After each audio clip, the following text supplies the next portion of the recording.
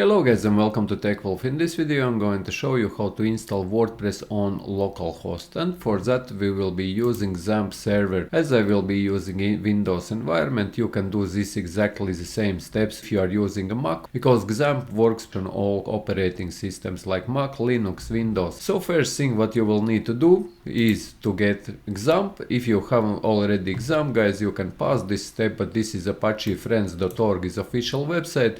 Here you select your operating system. As you can see, download. If you're using Windows, download this. If you're using Linux, download this. And if you're using macOS, download this to your PC. Click on the file which you have downloaded, and this will start the installation process. As you see, welcome to XAMPP setup wizard. You click next, and you install XAMPP on your local machine. And once you have installed XAMPP, you can open a folder, guys, and then you go to here to this PC, and then click on Windows C, and here if you scroll down you will see this folder XAMPP, guys, and this is where all databases, where XAMPP server, all localhost will be hosted. As you can see, if we click into the XAMPP, guys, you will see here this XAMPP control. Just click on this XAMPP control. This will open new XAMPP control panel. I'm usually spinning this XAMPP control panel here at the very bottom, as you can see here, to my taskbar. As every time you will want to start working with this localhost server, you will need to start your Apache server and MySQL database here, guys. So let's do it straight away. Let's start Apache server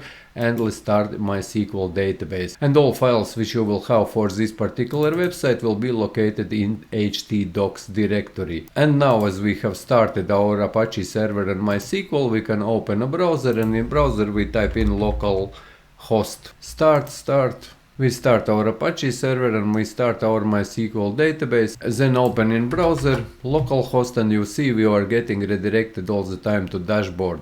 And why you are getting redirected to dashboard, this is actually on your computer, is if we go back now to file system, if we go to this PC, Windows C, guys, as you can see this PC, I will show you one more time this path. If we go to XAMPP, and then here we click into htdocs, because htdocs will be the directory where all your websites or all your applications which you will be building on your local host, which you will be running, will be in this htdocs directory.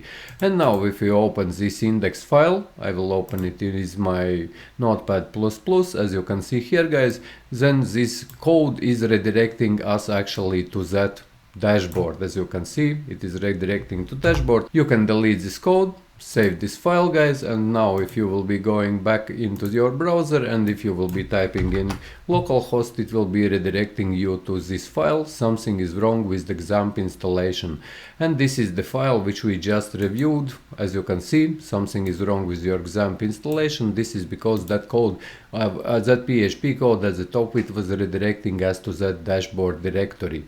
If we go back now to file system, you can see this dashboard directory here, guys. This is where this index file is redirecting us from htdocs.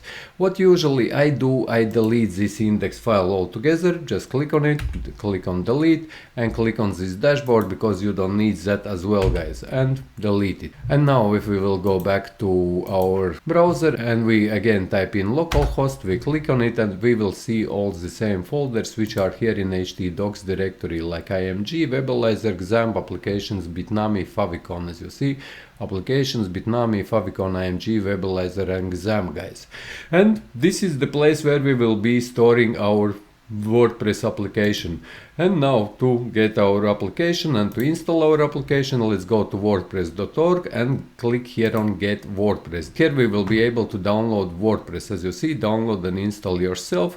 Here we see download WordPress 6.4.3. Just click on there, guys, and it will download WordPress to your computer. As you can see, if I will open my downloads now, then you will see that it is downloading here this WordPress. And now, while this WordPress is being downloaded, we can prepare already database for our WordPress application. So we can go open another tab in browser and type in localhost/phpMyAdmin. Or similar way you could do this if you open your control panel, and here you can see MySQL start.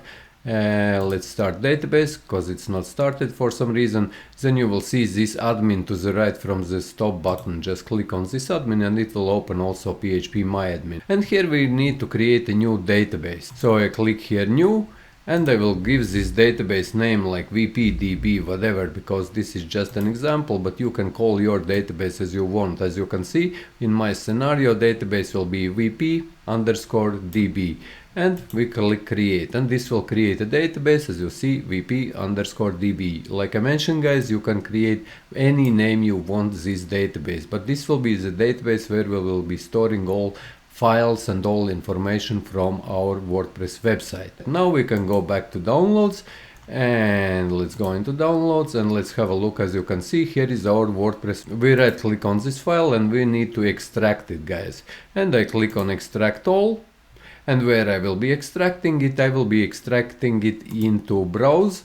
I will be extracting it, like I mentioned, into this PC, Windows, and here we find XAMPP. Here we click in XAMPP, and here we click in htdocs, because this is where we will be extracting this WordPress website. As you see, htdocs, just click on it once so it is highlighted and click select folder, and here click on extract, and it will extract all those files into that htdocs directory. Once these files have been extracted, now we go again to this PC.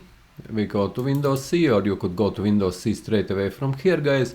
I'm just showing you the full path, and click on XAMPP, and let's go into htdocs. And here we see this folder WordPress. I can rename this folder as I want. This will be my site name. I will call it simply site 1, guys. You can call it however you want. And similar way, you can install many more WordPress installations here also, and work on many more different websites if you wish to do so. Only for each WordPress website you will also need to create a phpMyAdmin database. Now we go into browser and we type in localhost / and we type in site1 and we click enter.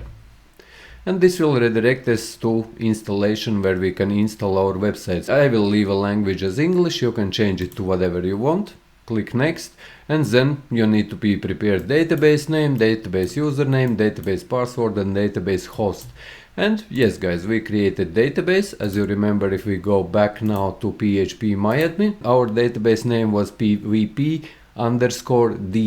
Here we enter a database name which is VP_DB, and for username we will use root, because we haven't created a user, and usually if you will be working locally, guys, then I don't believe that you need to create user. However, in phpMyAdmin you can also create a user with its username and with its password for particular website. That you would do if you would be hosting this website somewhere in the hosting, and you can always do it whenever you will be hosting it in the hosting in cPanel somewhere outside in some hosting provider. Here if we go into phpMyAdmin, if you click on phpMyAdmin, then here you will see user accounts. Here is the place if you would want to create like users. If you click on user accounts, here you click on this add user account. This means that you would create a new user, you would give this user username, you would give it password, and you will connect it to this database VPDB, guys, which we will not be doing.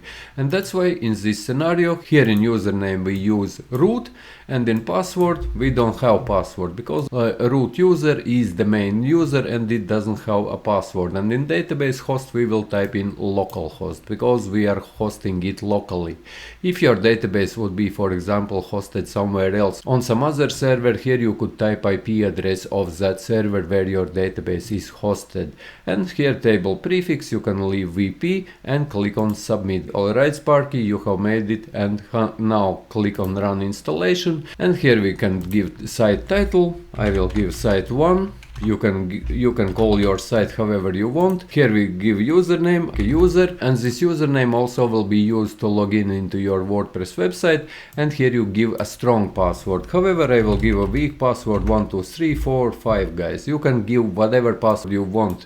But normally if you work locally, guys, then you can give weak password. At least I do. And here I click on confirm use of weak password, as I typed in 12345, and my username is user simply, and here is email. This is the main email for your WordPress website. This will be also your admin email on your WordPress website. Here you can select this discourage search engines or unselect it, doesn't really matter, as you are working locally.